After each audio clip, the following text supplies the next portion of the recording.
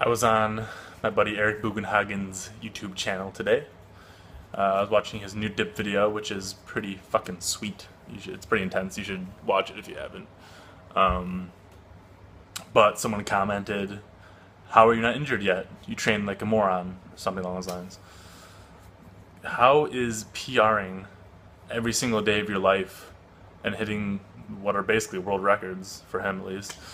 How is that stupid? How in the world could that be stupid?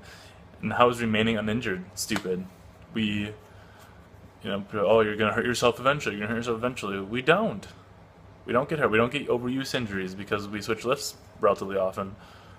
We don't come into the same problems that a lot of powerlifters come into because they do, bench 2 times a week, whatever, for years.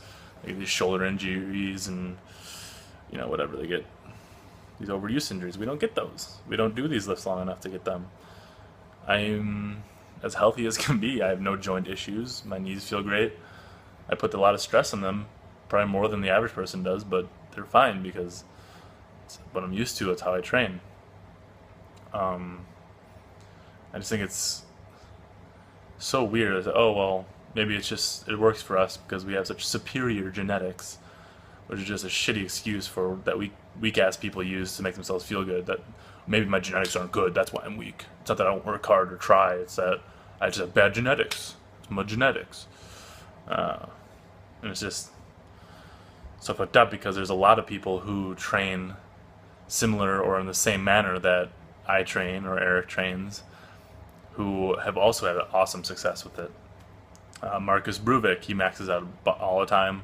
He has Norwegian records for his weight class for powerlifting.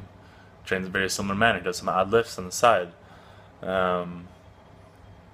So many people train like we do, and unless we all happen to be these supreme beings with our cream of the crop genetics, there's clearly some proof to the way we train, and that it's an effective way to train and an effective way to remain uninjured. And it's just pisses me off.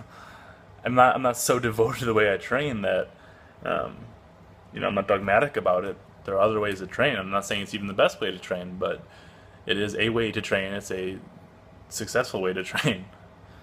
I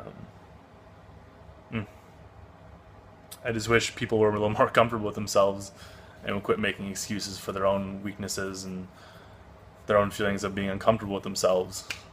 That they would quit trying to take down others' ways of training. It's such an insignificant thing in life, the way someone fucking trains. So insignificant.